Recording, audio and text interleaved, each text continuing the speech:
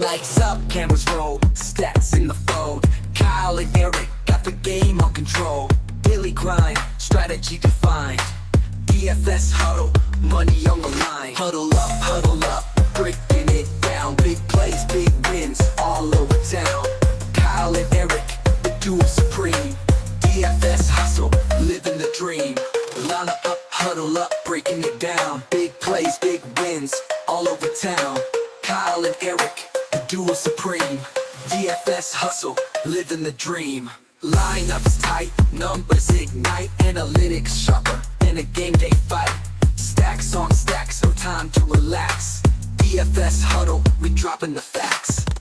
Feel the heat, the picks elite. This the show where the sharp minds meet. Play so bold, they'll leave you stunned.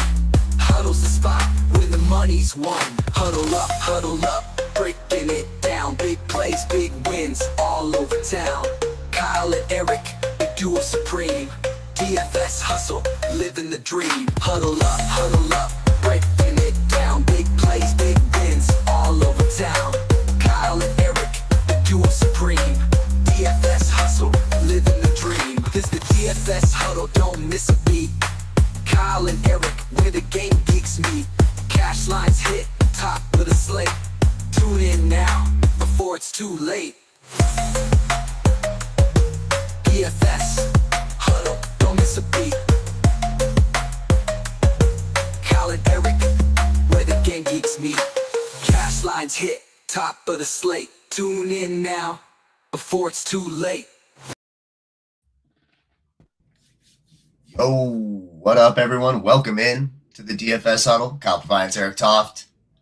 It's championship weekend. Probably the least exciting championship weekend for me in a long time. I'm a Niners fan, so I do not love the NFC matchup. And then, of course, we get the backup quarterback for Denver. We find out that Bo Nix's ankle's broken and the controversy. I believe it was I want to get your opinion. I believe it was a catch by Brandon Cooks. You can't convince me that it's not. You saw the same thing the next day. Devontae Adams, the exact same fucking thing, and they correctly ruled it a catch. Because by that logic, if we're going to allow defenders to rip the ball out and call it live, then start having, you know what I mean, in my view. Happy Friday. Thank you to everyone watching. But quickly, I think it should be Buffalo in this game. I think they won that game. Josh Allen gets screwed again. And now we get a backup quarterback. So the NFL kind of reaps what it sows with its shitty officials. What do you think? Agree 100%. I thought it was a catch by rule. I was a little surprised it didn't, especially by the slow replay that everyone's seeing now. As someone that had a Bills, I think plus 950 future, I was a little upset by the call. Yeah, it happens. And look, I get that it's close, and I've seen and I saw fucking Terry McAuley. There's nothing makes me happier than going on these officials' Twitter accounts, the Gene Sterators, who try to defend these officials, and just tell them, you have no fucking credibility, asshole. You have none. Quit trying to you have none. We remember, all of us fans remember when they put pass interference up for replay, remember? And you could challenge pass interference. And you remember how many times they overturned it? What was it, twice the whole year? They refused to overturn it, so the league just got rid of it because these fucking officials refused to do the right thing. So it doesn't shock me, but this is what we got. You know, we got Rams, Seahawks in Seattle, and of course we've got Denver, New England, and Denver. Weather's going to be a factor. You're going through it. I'm having a weirdly warm weather where I'm at, a warm winter, but for the rest of the country, you guys all the way out east, right? You guys are getting hit with an ice storm. I hope everyone's all, stay warm, all that good shit. Please like and subscribe. Come join the Patreon. We got all sorts of stuff going on the Patreon, NBA, golf, best bet, college basketball, UFC. I've been racking my brain over that damn card all morning long. Dude, it's tough. It's a tough card. Tough card. It's tough. It's tough. So when we look at this, start a quarterback. I mean, Stafford's the chalk. He's going to be the most popular one. He's the one that makes them. He's got the 30-point upside, him and Drake May. I got Stafford ranked 1. And when you kind of look Denver's defense, Drake May, I know this seems crazy, but I might have Jarrett Stidham ranked 2 just because he does have some rushing upside. Jarrett Stidham's going to use his legs, and he's going to have to, right? And I think when he panics, he's going to use his legs a little bit more. He does sort of have that ability to run. He's an athletic guy. What do you think here at quarterback? I mean, I think we both agree Stafford won. You look at Darnold, it's tough, right? He's only got 5 games all year with 20 points. He's got more single-digit games, including his last 3, than he does 20-point games for Sam Darnold. Don't trust him there. It's Stafford for me, and then I think I'll look to maybe get a little different with Stidham and hope for like a rushing touchdown, but the same could be said for Drake Mason. How are you approaching the quarterbacks? Obviously, Stafford, number 1, 258, hitting 20 of 42 passes last week.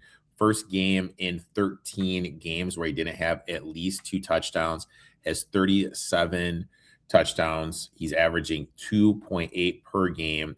On the road this season, he's averaging 268 yards and 2.5 touchdowns. Last game went for 457 and 3 tutties. As crazy as it sounds, I'm not going to include Drake May. The last 2 games have been the 2 best defenses that he has played against. And now he is playing against the best defense he's played against in the Denver Broncos. He's taken 10 sacks the last 2 games. He's fumbled the ball 6 times. He's facing a Broncos defense that led the league in sacks. So I actually have May 3. I have Jarrett Stidham 2.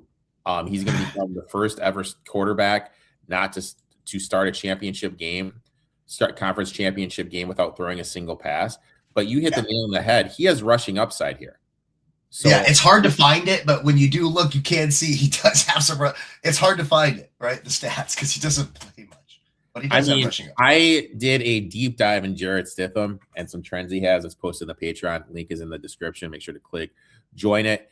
And I think Stidham, he's a sneaky play for tournaments. I mean, but in terms of 50-50, you have to go Stafford just because Darnold, you don't know. It's his oblique. If he turns wrong, gets hit wrong, he could be out, and then it's Drew Lock time. So it's really hard to trust anyone in a 50-50 besides Stafford. If you're doing a tournament, I think Stidham's the way to go. The big concern is the weather looks abysmal in Denver. It really, looks like right now, slight chance of snow, but 18 degrees. All this pattern, I'm not a fucking weatherman, but if the pattern holds, it looks like this weather could be awful. We're going to miss that stuff out here on the West Coast, so the Seattle game will be fine. The typical rain and cold that they always get. But, 18 seems like heaven to me, brother. Yeah, you guys are really, really going through it. 18 sounds like heaven to me, man. It's a little insane. All right, let's go to the running backs. So Zach Charbonnet is finally gone, right? And we called it last week, Kenneth Walker. Whoa. Did you say Kenneth Walker? Yeah, we both said Kenneth Walker last week. I made you a little something about Kenneth Walker. Oh, hero, baby. I can kiss away the pain. I will stand by you forever. That was for Thank you. We did call him, and it was a good call. Now, it came at the expense of my Niners. It was a hard I stopped watching at halftime, so I didn't see a lot of the end result, but we were on the Kenneth Walker train last week. Zach Charbonnet is now gone, so Kenneth Walker makes sense. But let me ask you this. This slate, you're going to have to play when you're putting lineups together. I've been messing around with it. And the values are usually always at wide receiver. But running back's a little bit tricky. So Kenneth Walker, Kyren Williams, if you want to. It's really hard to make a lineup with both of them and get the wide receivers that you want. You know, the Pukas, the Smith and Jigbas, who are almost mandatory, right? Mm-hmm. J.K. Dobbins, I don't think he'll be playing. He could go. He could go. Are they talking about letting him go? So that's interesting. They're talking about letting J.K. play. Let's read today's report. Limited. He was limited yesterday. I haven't seen Friday's yet. Have you seen today's? I have not seen anything today's, but when I looked, it looked like I think he's going to go. I think they're going to roll him out there.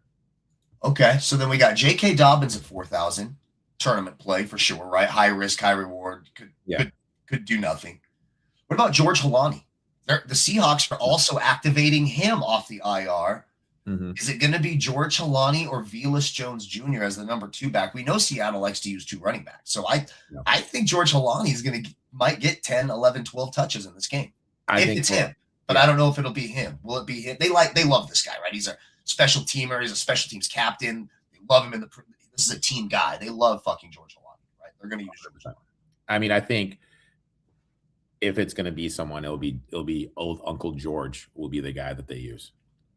So do we play George Halani or J.K. Dobbins if we want to get crazy with it for some value? I'd say J.K., dude. I mean, for missing as many games as he did, he still led them in rushing. Over his last 14 games, he only had 14 carries for 60 yards. He's gone over 60 yards in 9 of the 10 games he's played. He averaged 77 yards per game. RJ Harvey, to me, has been so unimpressive. He did have that early fumble. We need to remember it against the Bills, but was called back for a penalty. I don't think Peyton's going to trust him. I think if Dobbins can go, he's going to lean on that veteran, J.K. Dobbins. So I like J.K. Dobbins. I like him a lot. I mean, if he's going to be going, he's definitely going to be in my lineup just because I don't think that Harvey's trusted at all by Peyton. And then, I mean, I love Kenneth Walker. Someone posted in the chat, Kenneth Walker in every lineup. 100% agree with that. I posted a bet about that in the Patreon page. Make sure to check that out. Click the link in the description. Kyren Williams, to me, another no-brainer. That was the frustrating thing for me watching the Bears-Rams game was how Sean McVay just refused to run the ball in the first half.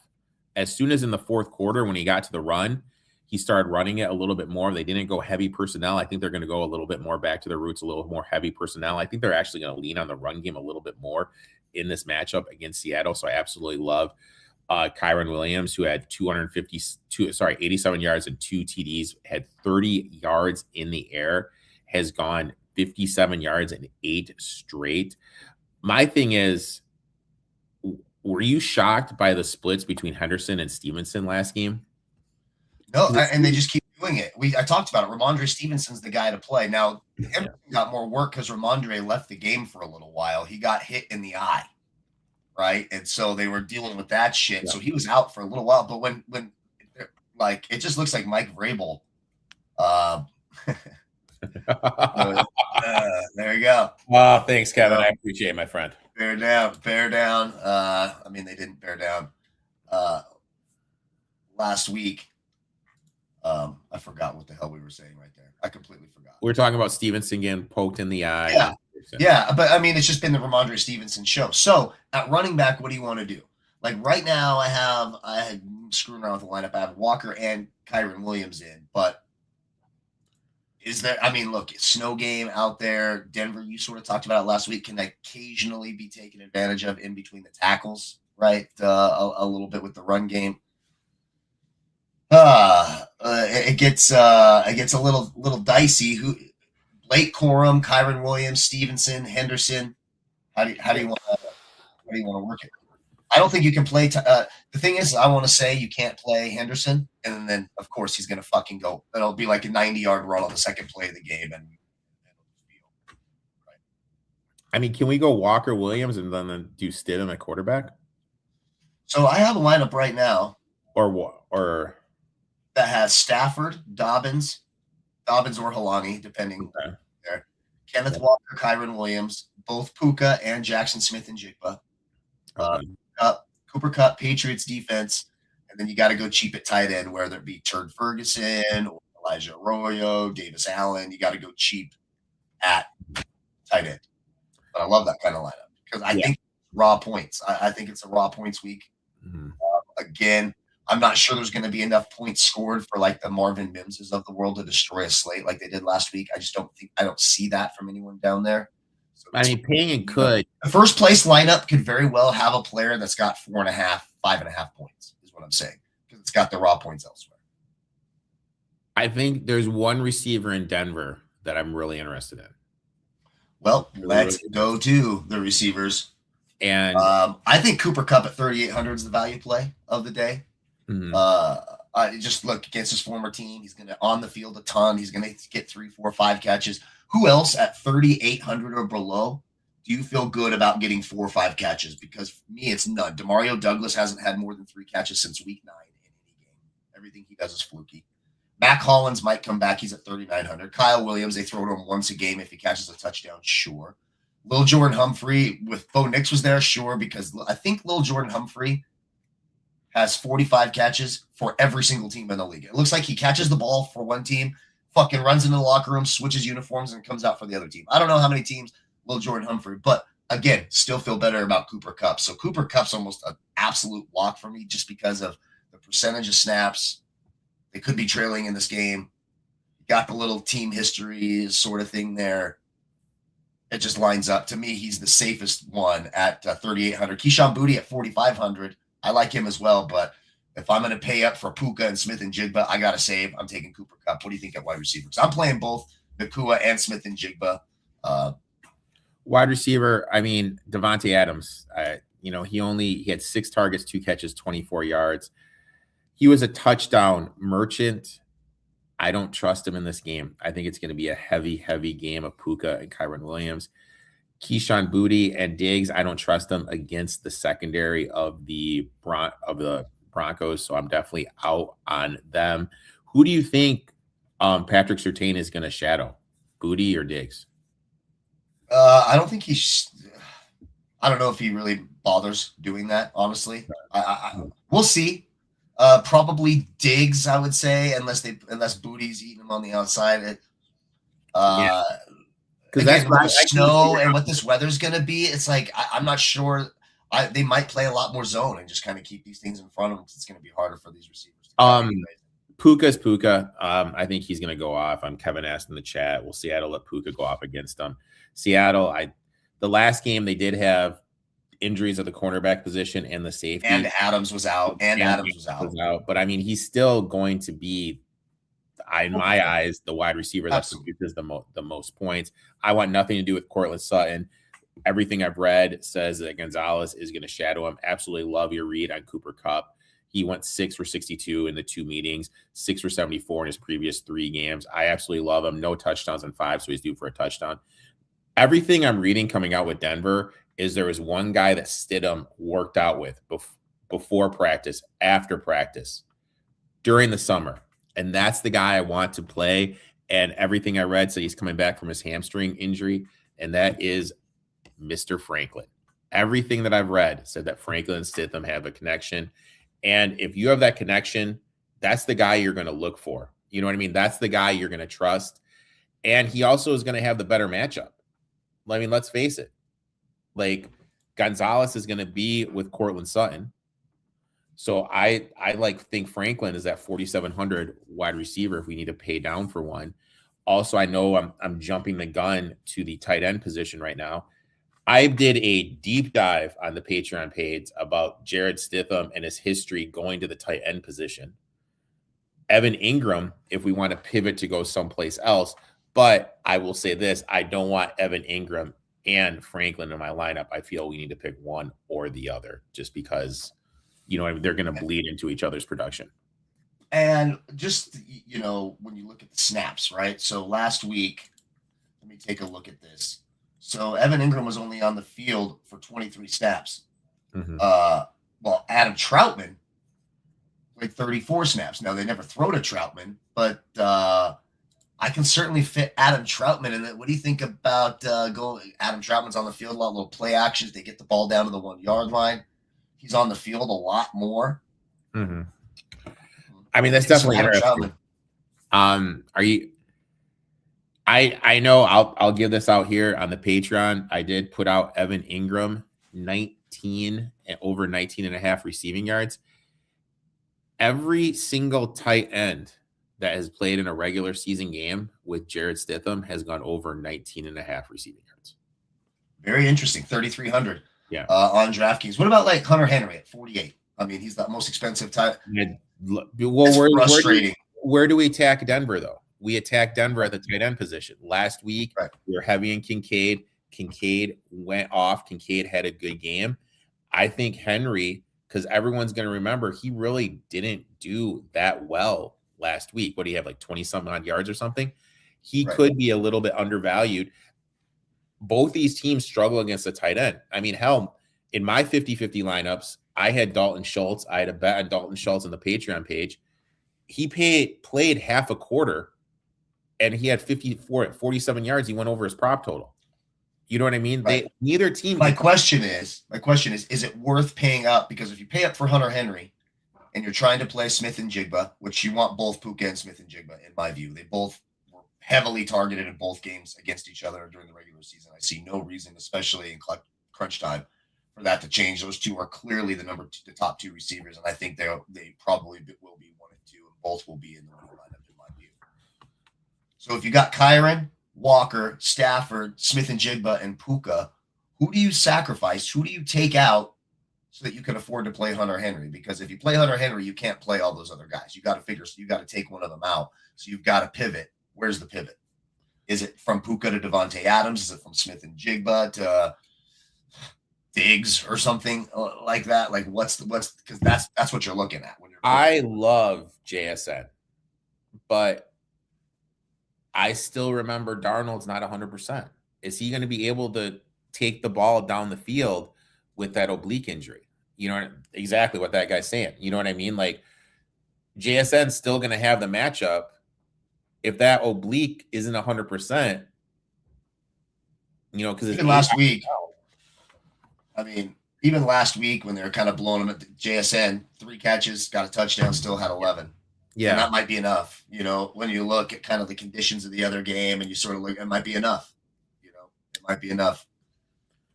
So then you would say, if we go up to Hunter Henry, we'd have to come down off of Smith and Jigba, just for example. If we played Hunter Henry in that lineup, I was telling you, we'd play Hunter Henry here. Then it's Diggs, Sutton, and then you can come down to Franklin. So then you could throw Diggs in, but then you're taking out Jackson Smith and Jigba. But then, of course, you're getting more solid production you would expect from the tight end position and avoid maybe the dreaded 0. You have Stafford, Walker. Mm-hmm. Stafford, Walker, Kyren Williams, Puka Nacua. And then this lineup I did Stephon Diggs, Cooper Kupp, Hunter Henry, Patriots defense. The other way I had it was instead of Diggs, Jackson Smith and Jigba, and I was looking at Turd Ferguson, Davis Allen, Elijah Arroyo, Austin Hooper. Austin Hooper's tricky. Could be one of those guys. He's on the field a ton. So that's where I'm at. So or Adam Troutman. So is it worth it to come down to one of these tight ends and hope for like a touchdown to Davis Allen and play JSN? Or do you go the secure thing, go Hunter Henry and Stephon Diggs, then you're kind of exposing yourself more to that game? That's really how the lineup construction works. I mean, the one I played around with, you know, Stafford, Walker, Williams, Nacua, Franklin. Then I went Cooper Kupp. I have Cooper Kupp. Absolutely. Cooper Kupp. I think you lock him in. And then you can go Henry and then Dobbins. And I mean, if you want to go cheaper at the tight end, you can go Evan Ingram. In my eyes, it's Henry or Ingram at the tight end position, and Henry has the higher floor. Yeah, definitely so. I don't know why. I might just play Turd Ferguson, dude. Fucking guy always catches a touchdown when I don't play him. You know, I might just play Turd Ferguson. It's Terrence Ferguson, but I call him Turd Ferguson. Turd. Shout out Norm McDonald and Daryl Hannah doing the you remember the Saturday Night Live sketches. Screw you, Trebek.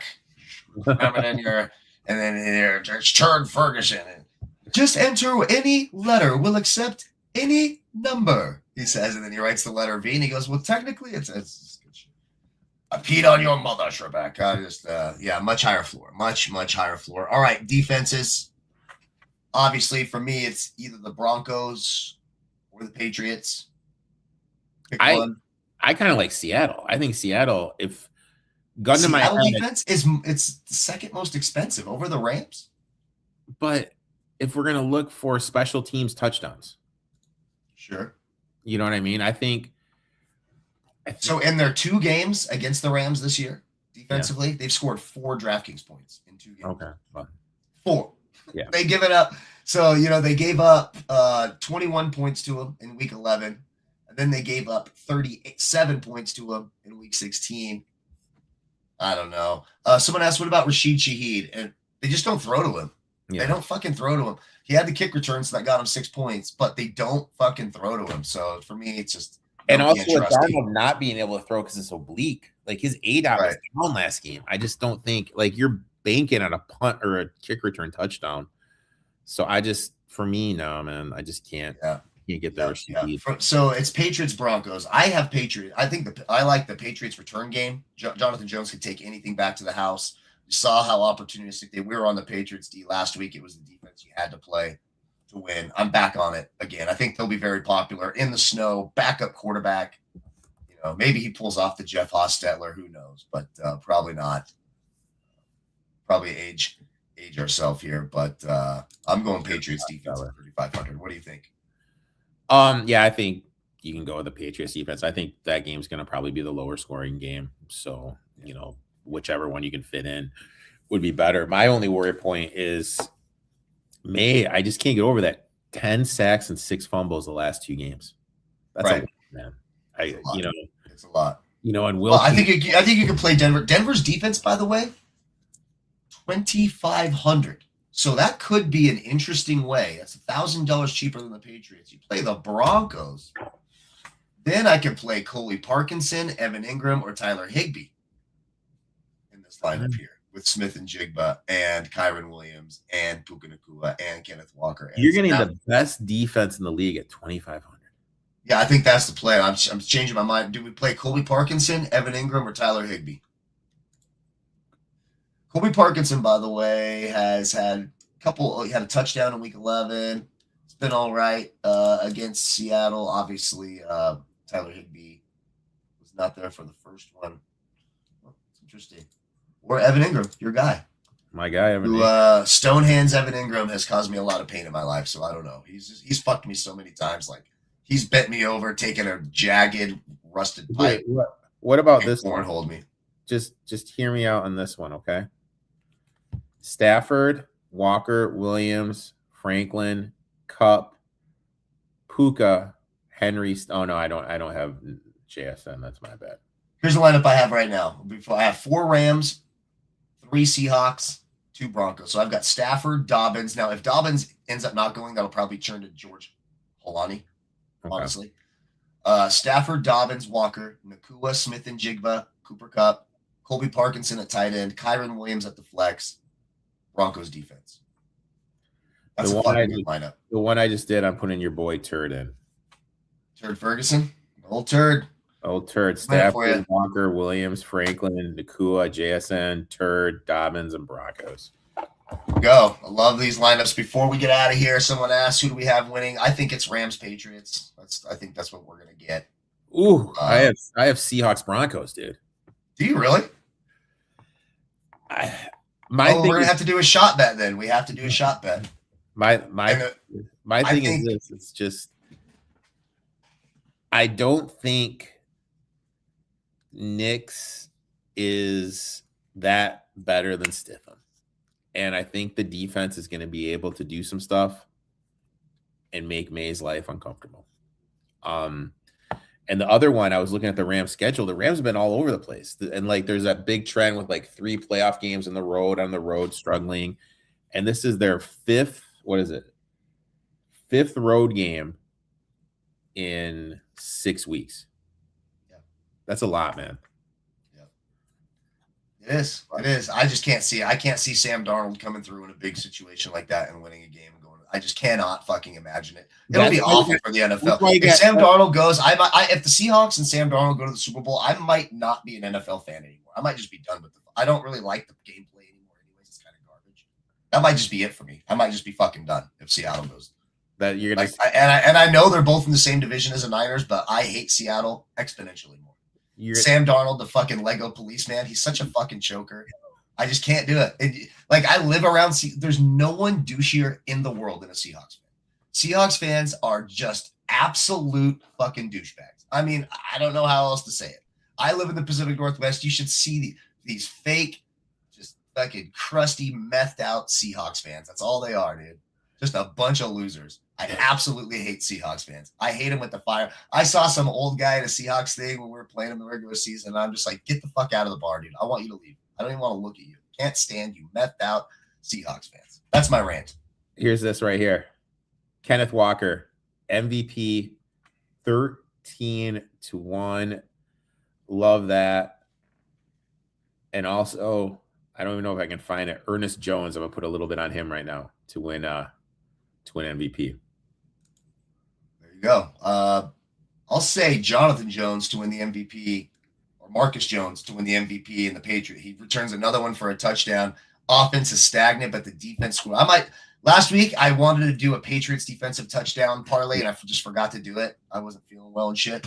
But I think another defensive touchdown. We could see I don't mind a Broncos touchdown, Patriots defensive touchdown parlay. Okay. Both UFC bets I'm working on right now. I'm working on a DFS lineup, Kevin. It's fucking hard. I do think the plus money, I think there's a lot of favorites at UFC 324 that you can't trust. I love Gaethje. I think Gaethje. I think Gaethje, the plus money on Gaethje. Yeah. Taking Derek, you can get Derek Lewis at like near 5-1 for a knockout, and it's like Waldo Acosta-Cortez has been knocked out as a pro boxer. He's never been knocked out in the UFC, but when he fights guys like Pavlovich, etc., he gets real tentative. You're getting plus money on a Derek Lewis knockout. I think anytime you get that makes sense. The one favorite who I do think is worth the money, but you got to take him by knockout, and it's still not a great number, is Gauthier. He should absolutely slaughter Ulayev. But it's a really, really difficult card. I do think Arnold Allen's sort of a live dog. Jean Silva, I don't think deserves that 3-1 price tag. It's tough. It's a tough card. It's tough to make a DFS lineup. Join the Patreon, 50 cents a day. Click the link in the video description below. I'll have a lineup posted. Doug Rose, I think, is going to get her ass kicked, unfortunately. Natalia Silva is the real deal, and I think she's going to kick the shit out. She's a badass woman. Rose is too. The only reason Rose is there is it's the first pay-per-view of the year. It said, right, they're trying to get some of these name recognition people. But if you look at a lot of them, Derek Lewis, he's close to the end. Justin Gaethje, we'll see what happens if he loses to Paddy Pimblett. They'll start, you start seeing those things sort of decline down. Marcus Johnson, Michael Johnson's on there at 39 years old. If he loses, is he gone? Nikita Krylov coming back after the 2-year layoff if he loses. So there's a lot of these like name Sean O'Malley's there. Yeah. Sean O'Malley, and the Sean O'Malley fight's really interesting. I want to take him by knockout, right? But the deal is I'm not sure how invested Sean O'Malley is. He's already talked about this is going to be his last year in the UFC. He has a successful podcast. He has the clothing line. He's already talked about this is his last year in the UFC. He's already got one foot out the door. That's a bad recipe when you fight like a crazy fuck like Son Yudong.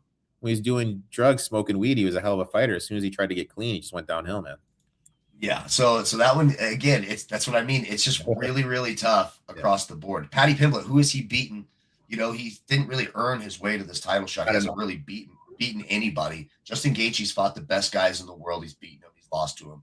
Question is, will Paddy Pimblett be able to hold Gaethje down and submit him? If this becomes a striking matchup, it's over for Paddy Pimblett despite his size. So it'll be interesting. Click the link, join us. Please like, subscribe, all that good stuff. We will be back next week. Catch us on here too on Twitter. 2 weeks. 2 weeks. Oh yeah, Super Bowl's in 2 weeks. So we get a week off from the NFL, which is nice. But we'll have NBA stuff every day, quick little hitters, all that stuff. Click the link, check it out. We appreciate you guys. For myself and Erik, have a great weekend. Enjoy all the sports. And of course, good luck on all your future wagers.